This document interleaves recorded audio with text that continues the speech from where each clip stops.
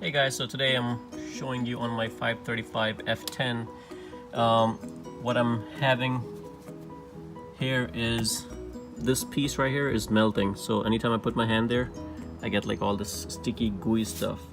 And what I'm gonna show you today is what I am doing to get rid of all that stuff. So as you can see, everything is coming off. So the way I'm doing this is I just took a sharp knife, and what I did was I marked with a very sharp pointy knife. I marked all the way from here and just this small piece, and just mark the corners, cut the corners, and try to scrape it off. So that's all I'm doing, just to get rid of that gunky stuff. I know I can get the whole part remade, but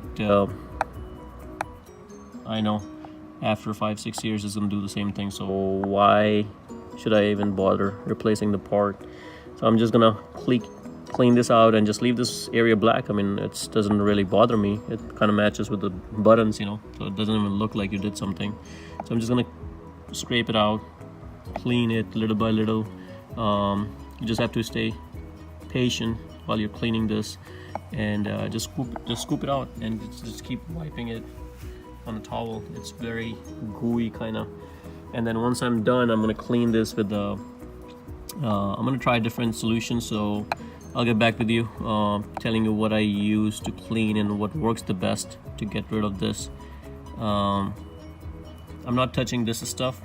This stuff might be a little bit sticky too, but I think I can get by, because mainly I put my hand over here to close the door, so I don't think this is too bad.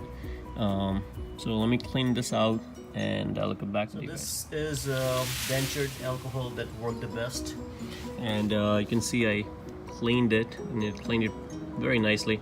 There's no gooey stuff, it's just pure plastic, and it won't give you any issues in the future. And this stuff just remains the way. And that is it, guys. Hopefully this video helped you guys fix yours.